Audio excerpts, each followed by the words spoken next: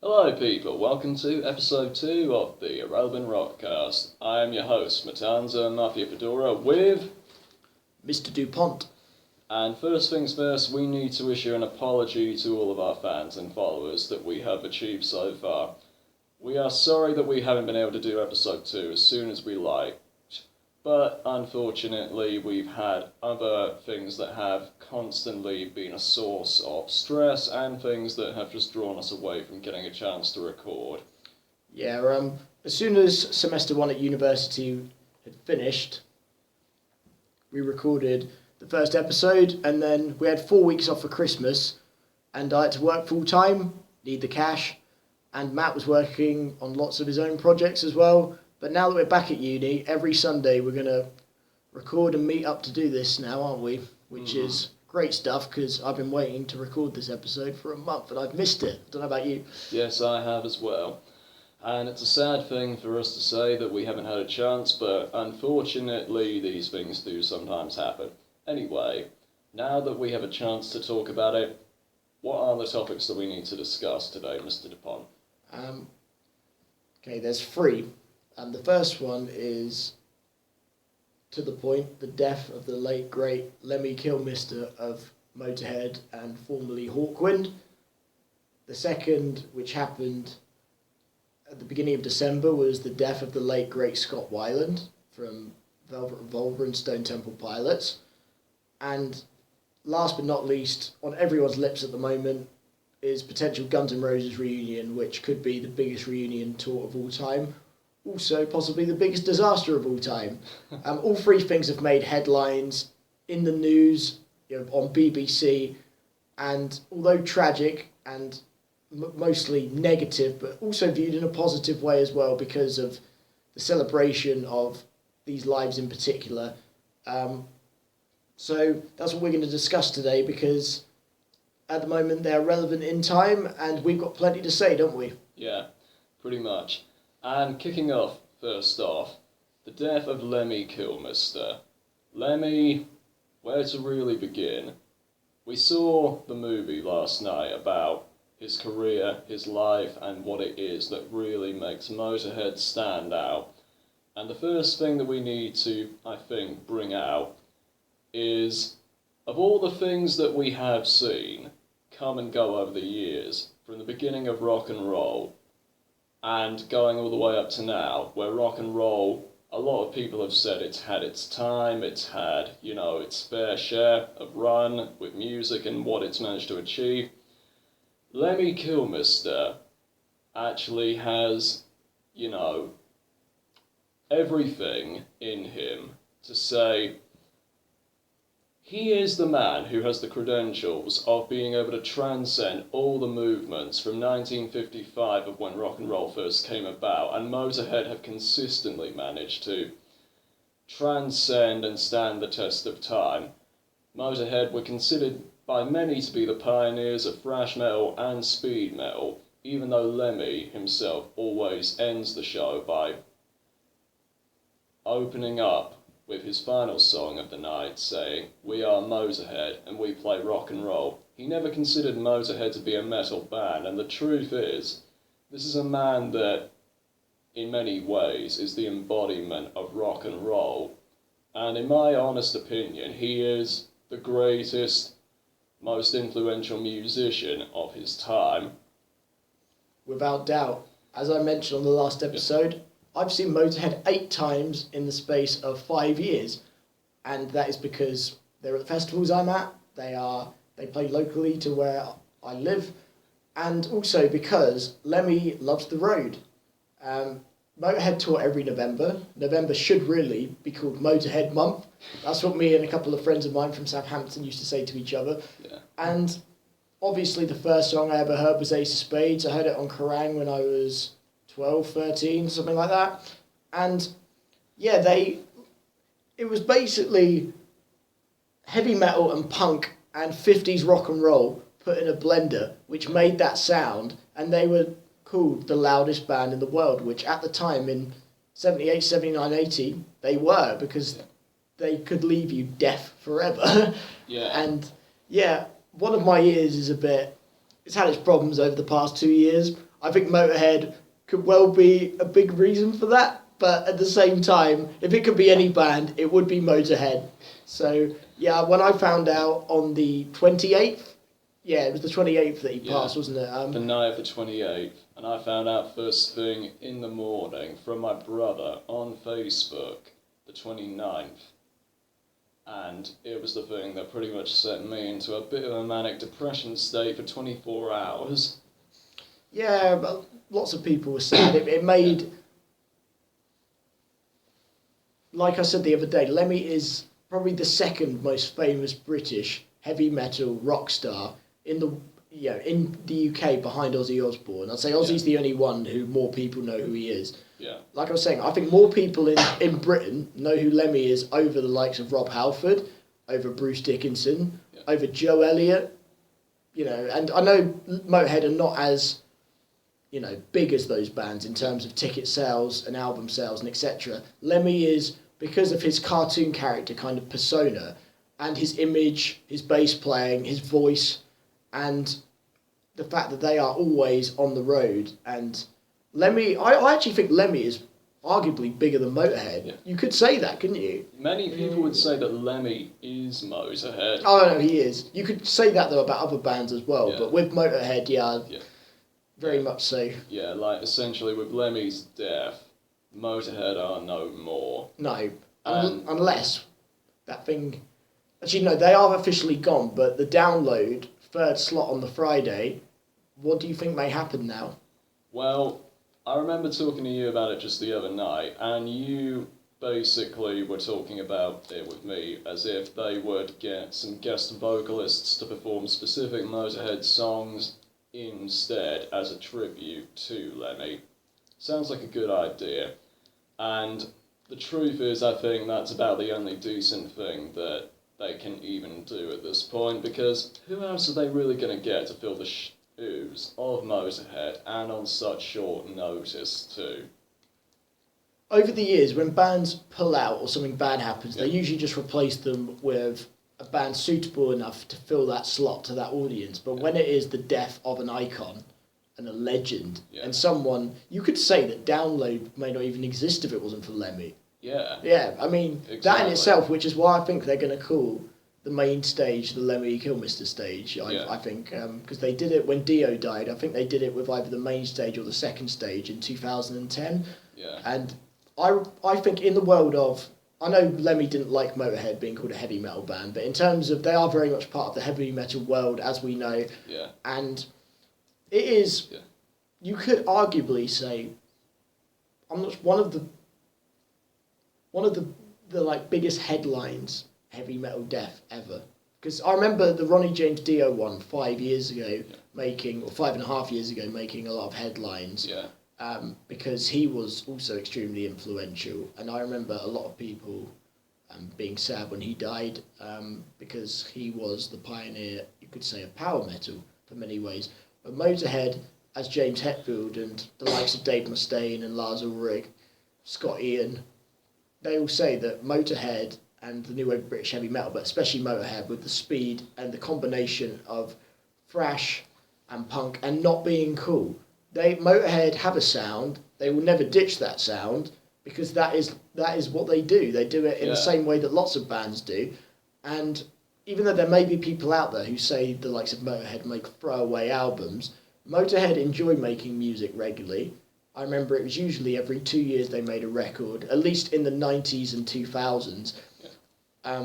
What's it? I think it's called Black Magic was the latest album. The one before that was Aftershock, and the one before that was The World Is Yours, and before that was Motorizer. And I've heard, I haven't actually heard the last two, but I have heard The World Is Yours and Motorizer. Both were brilliant. I should probably get round to listening to the latest two albums.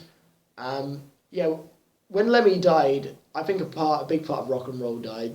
Yeah, I mean, many ways people would say that, I mean, essentially this is what has happened. This year we have lost a lot of great people.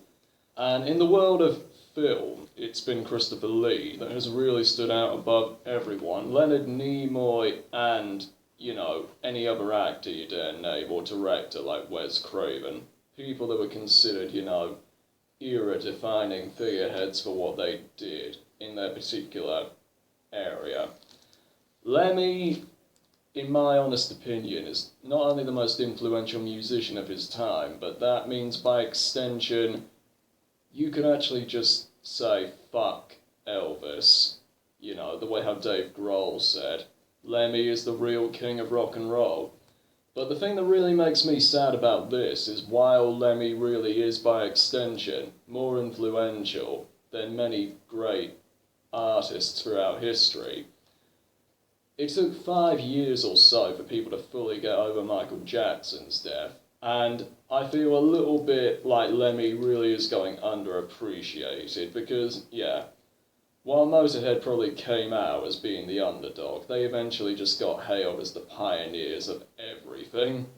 And Lemmy, well, no one has really embodied more of the image of what it means to be a rock star than Lemmy. And I was telling you this the other night, Alex. Basically, if you liquidized everything that Lemmy ended up taking in his life, it could fuel the frigging hydrogen bomb. That is how much of a tank he is. And if you take a look at his power and on-stage presence that I've seen in live sets on YouTube, because I've never yet, and I never will, get the chance to see a Motorhead show now. As we were saying on the last episode, yeah, it's irony, isn't it? Yeah, it is. Yeah, Matt was talking about how he was looking forward to seeing Motorhead for potentially the last time at Download, yeah, which is something that I said about... I said if Lemmy goes off the road, he will die. Yeah. Obviously, his death happened quicker than we expected. He, as we know, he got cancer on Boxing Day. He died near enough immediately. Yeah. And also, as I mentioned in the last episode, Christmas Eve of 2015 was his 70th birthday. Yeah. And he spent it, obviously, in his home in LA. I saw a picture that Gene Simmons from Kiss was at, because Gene is also, lives in a multi-millionaire mansion in LA as well. So, but the tributes that have flooded around from fans and rock stars alike has been absolutely brilliant. And the other cool thing, as I checked actually early today, the Ace of Spades single has got to number 13 in the UK charts, which is fitting. It would be better if it was number 1, which it should be, but it's not. So, but exactly. Nonetheless, I think, when I found out, I'm wearing it today, and I'm going to be wearing it tomorrow. I'm wearing my Motorhead shirt today, and it's not just for this. I'll be wearing it anyway, regardless, because I've got 2 Motorhead shirts, and over the past couple of years, I've had them a long time. I've had both of these shirts for about 5 years, and first 3 years of having them, I wore them all the time, but past couple, because I've been buying new ones and getting into other bands and stuff, I haven't. But I'm going to wear these now for as long as as long as they get worn out, or if you outgrow them, or if they just get too old or whatever. But and also on my wall there's a bunch of Motorhead tickets. There's also a Phil Campbell guitar pick. I know it's not Lemmy's, but it's still cool because it's still got the famous logo with the pig and the tusks, and it's just going to be really, really strange to think of a world of hard rock and heavy metal without Motorhead, because they have always been there. Yeah. They are one of the names that first appears when it comes to anything metal related, and now they're disappeared, vanished. Yeah, and actually I can't remember if it was Scott Ian that said this in the Lemmy documentary, but he actually told, everybody on that doc that Lemmy even said, I remember before rock and roll. Like, this is a man that can actually claim to be rock and roll and to have been there pre-rock and roll. And, getting back to what I was saying about what makes him such an icon, and what makes him, on that hard rock and heavy metal term, such a force to be reckoned with, I would essentially call him the hard rock and heavy metal equivalent to Darth Vader. Raw power, the raw unbridled power of a juggernaut, but with all his power condensed. His artistry was about the same as Vader's precision with the Force, me going all geek here, to the point where he could pick out and dissect people, and he could do such painfully exquisite artistry, like pure artistry, what he could do with the Force to people's organs in torturing him. Lemmy had that same full-on effect for how he hit your soul with just everything that we get as metalheads from metal music. Lemmy was, an artist in the way that Vader was a surgeon. He was a metal pioneer, the way how Vader was a juggernaut and a powerhouse. Now, imagine a world without that. It's just hard to imagine, isn't it? They also were a brilliant live band. And what I mean by that, it was exhilarating. It's just like I said in the last episode, the past couple of years, because of his health problems, he doesn't know any better than to tour. Yeah. And you can tell it's the excess is catching up with him. Yeah. Now, Lemmy explains that the mistakes he's made in his life don't bother him because you learn from your mistakes and you just move on, and he wouldn't be where he is without those errors. Yeah. He's never taken heroin, but he's taken basically every other drug. Yeah, you name it. The only thing he wouldn't have done if you named it was heroin. Mm-hmm. Yeah. And that's because heroin killed all his childhood and teenage friends. He was also Jimi Hendrix's roadie, who obviously died of ODing. Yeah. And so he knows all about that. And Lemmy drank a bottle of Jack Daniels and Coke a day, which like a lot of people have been drinking JD and Coke in dedications to Lemmy, which is good. I'd say good and bad to that. I'd say it's good that people are having a drink for Lemmy, drinking his drink, in a way having a party for Lemmy, because Lemmy would like his fans and the people around him to do that. The only thing is there was a lot more to him than just that. He was a brilliant songwriter, brilliant frontman, one of the faces of the genre. Yeah. We've got a pub in Southampton called the Firehouse. Yeah. There used to be pictures of Lemmy all over the wall, because if you go in that pub, Motorhead are probably the best band to suit the pub in terms of music blaring out of the jukebox. Yeah. I remember before seeing Motorhead at Guildhall 4 years ago, when they had Anti-Nowhere League and the UK sub supporting them, I remember people who were going to the gig were putting Motorhead songs on. I remember I walked into the pub and Bomber was blaring, and I was like, oh yes, I'm in for a good evening. Yeah. And also, if you like metal, how can you not like Motorhead? Yeah. It's like saying, if you are serious about metal, like, if you're serious about metal, there are bands you need to at least take a very serious acknowledgement of. Motorhead and Black Sabbath and many other bands, like, around them, like Judas Priest, Iron Maiden, they all have something different that they brought to it. Deep Purple as well. Yeah, Deep Purple, and everything that you hear about that. All of them are great bands. Sabbath pretty much gave us that industrial feel, whereas if you take a look at Maiden, they brought some sort of intellectual prowess, as we discussed previously, in terms of, the themes about metal and what we do, or at least they were the first band that really emphasised the themes in a way that made it so you couldn't ignore them once you listened to them.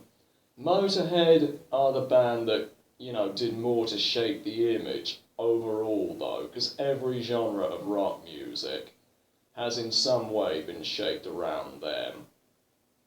And if it came out before them, everything had to try and shape its way when it had to catch up with them. And it goes back again to that live presence on stage. It goes back further towards my whole idea about, the live atmosphere and stage presence overwhelms people in such a brilliant way, from what I've always heard from people and what I've always actually imagined myself getting when I see it on YouTube. In ways that, the Force from Darth Vader would actually do it. Lemmy is Darth Vader of heavy metal. He is the man who essentially, with the sheer overwhelming brutality and sheer force of what he can do, metaphysically, it can do things to your life that you will never experience from the physical world.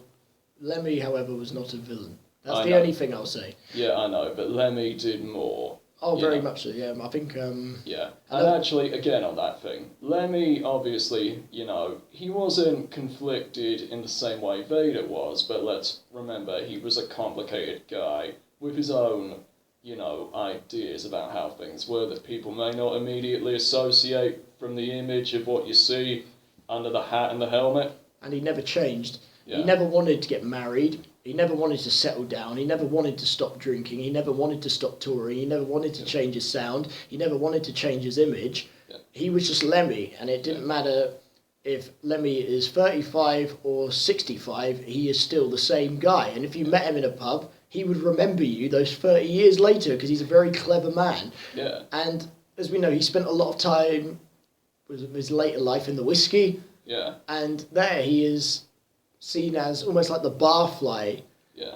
But everyone in there loves him, and everyone would talk to him, and he will happily talk to everyone back because he's actually very friendly. Yeah. Yes, in interviews, he comes across as sarcastic and can embarrass people who interview him, but that's because he gets asked questions that he's been asked 1,000 times, so he's kind of given up. And he is one of the guys who's very much against the music industry. He knows that the industry's dead, and he knows that the days of record sales, but Lemmy's just like, as long as me and my band and my friends and my fans, as long as we still live rock and roll, everything will be fine. And he said, I remember him saying something about when he dies, it will be really sad, but he wants people to remember the good times and the loud music and to keep the legacy on of just rock and roll in general because, really rock, if there should be rock and roll in the dictionary, it should have a picture of Lemmy underneath or obviously the word Lemmy. So. Yeah, exactly. Like Lemmy is basically the figurehead of rock and roll in ways that there aren't many artists that could ever claim to hold a candle to his flame. And it depends really how many people want to define it, but Lemmy all around in terms of, being the embodiment of the image, the sound, the philosophy behind what rock music is. I honestly don't know of a person immediately that comes to mind better than Lem. And, yeah. Hammersmith Apollo should change its name to the Motorhead Apollo. Yeah. just because Motorhead made their brilliant live album there, No Sleep Till Hammersmith, which topped the UK charts in 1981. Yeah. They've also played Hammersmith, I think probably over like 30 times. Yeah. And there was even Iron Fist was played on Match of the Day the other day during the intro, which was so fitting. I just heard the dun dun dun at the beginning, and I was like, they're playing Motorhead on Match of the Day. How fitting! I actually reckon there's probably a lot of football fans out there who are probably sad Lemmy's dead because there are a lot of metalers and rockers who do like football as well, and I think where the British, you can tell that people like the Geordies love Lemmy. Yeah. And exactly. It's very much. You can imagine, football fans like to drink a lot before a gig, and you can imagine, like, if Lemmy was stood there with them, it would work. You'd have a good chat. Yeah. I don't know if Lemmy was much of a football fan, though, but actually, I don't remember if it was actually something that, we saw the documentary last night. He had an honorary membership with the Rangers. I don't know if that was, the US Army Rangers or whether it was Glasgow Rangers, but he mentioned it after his Scottish clan, Fraser, because Lemmy's ancestors come from Scotland. And, well, you can tell where Lemmy gets his badassery from. That's right. Yeah. The first time I saw Motorhead, like I said on the last episode, Southampton Guildhall, 2010, and that day someone in the crowd threw a bottle at Lemmy, and he missed him. And Lemmy said, "Don't hide away in the dark." He stopped the band, he put his hand up, and because him and Phil Campbell and Mickey D, they all have that chemistry where they know when to stop. They know the hand means stop, stop the racket, stop the speed. He raised it, and he was like, that guy in the crowd who's trying to hide away, get on stage and I'll kick your fucking teeth in. He goes, you don't do that to me. And it's interesting how a guy who at the time was 65 or something, he can even say, come on stage, I'll kick the shit out of you, kind of thing. Lemmy is, in the best sense of the word, a lad. He is everything that a true lad, in my honest opinion, should be. A guy that is tough, a guy that is in that very, positively typical British way, a tough guy. That is what a lad means to us. But sadly, lad, they've taken the tough aspect too far and they're trying to turn it into this macho, masculine, extremist thing. Lemmy was the last true lad in music. He was a gentleman, he was a tough guy, he had a heart of gold, and he was very well respected. Yeah, he was very well respected of bands like Girls' School and Saxon. And don't forget Lita Ford and also The Runaways. Jump Jet. Yeah. That's it. Yeah, Lemmy also, actively supported Girls' School and they did a song together. It was a cover. Oh yeah, Please Don't Touch. Yeah, Please Don't Touch. By I think it's Johnny Kid and the Pirates. Yeah. Good song. Yeah. And I actually played that song to my dad because my dad knows the original. Yeah. I don't think my dad had heard the Motorhead and Girls' School version, and he said this version's better than the original. It doesn't sound that heavy. It sounds very catchy, and the guitar solo is very Johnny B. Good, Back to the Future, Michael J. Fox kind of sounding. It is very much that, and it's everything that I just wanted to. If anything, I forced my mum, because my mum's a taxi driver and she did our school runs back when I was at secondary school. I always forced my Motorhead CD into there, and that was the first song of the bloody album I played, and then I just rearranged the tracks myself to give all of my friends on there, or all of my fellow schoolmates, shall I say, because not all of them were that friendly with me at first, a musical education, and eventually I managed to successfully convert all of them into a bunch of metalers. Mm-hmm. That's it, and the likes of Slash as well. Yeah. Slash was a big admirer of Lemmy. Obviously, Lemmy sang and wrote the song Dr. Alibi on Slash's solo album, which came out 5 years ago. Yeah. He also appeared on stage with him at Download in 2010. Who else? Obviously, I mentioned the big four of thrash. Were big admirers. There's a band called Ugly Kid Joe. Their lead singer, Whitfield Crane. Despite Lemmy actually saying that Motorhead were never a true metal band in his eye, Ozzy even said that Lemmy was metal before metal were out with Black Sabbath. Mm-hmm. So that shows where Ozzy's got stuff. I mean, obviously we can't take everything Ozzy says seriously, but high praise nonetheless. And then that's it. And you know that when Lemmy talks, regardless of the sarcasm, you know that when he says something to you in an honest way, there is no bullshit that you get from sometimes Ozzy's and Paul Stanley's and Lars Ulrich. At least with Lemmy, it was 100% honest. Yeah. And a whole genre has been defined by a few people, a few bands, but we've lost one of the faces. It's really sad. It's scary to think of 2016 onwards without them. Lemmy is actually the man that made rock a spectrum, rather than anything. Rock is a spectrum of music. When people get an image, they always imagine Screamo in the worst case scenario. Lemmy was the man that managed to bridge everything, because everything fits around him, as we've said. And if anyone disses Motorhead, they need to see Lemmy's film. They need to see it. They need to read White Line Fever. They need to just get to know the real man, the myth, the legendary Motorhead front man that is Lemmy, Ian Fraser, Kilmister. Yes, and also it just shows how Motorhead in the UK and in Europe are a very popular band. However, in the US, their record sales and hit singles were not there. However, through thrash metal and through word of mouth and through touring, the Americans eventually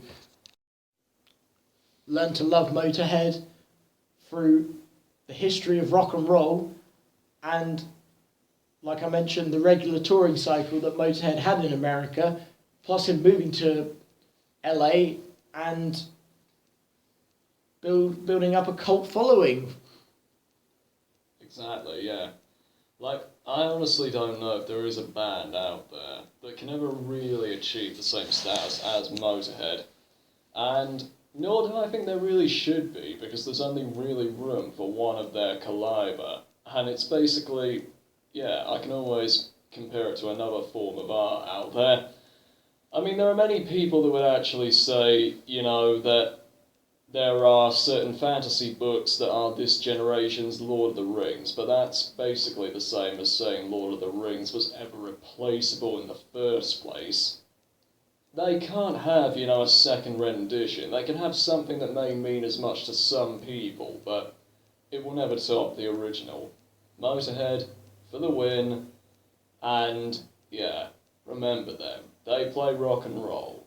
They are the band that defined everything to be a rock star. Another thing that was such a shame was the fact that you had a member of the original Motorhead die in November, which was Phil the Animal Taylor, and then just a month and a half later, Lemmy, who obviously is, like you mentioned, who is Motorhead, died, and so the only original member you've got left is Fast Eddie Clarke, and he's a great musician. He was in a band I really liked called Fast Away, who did the soundtrack for a great cult horror movie Halloween film called Trick or Treat, which has got Gene Simmons and Ozzy Osbourne in, who make cameo appearances.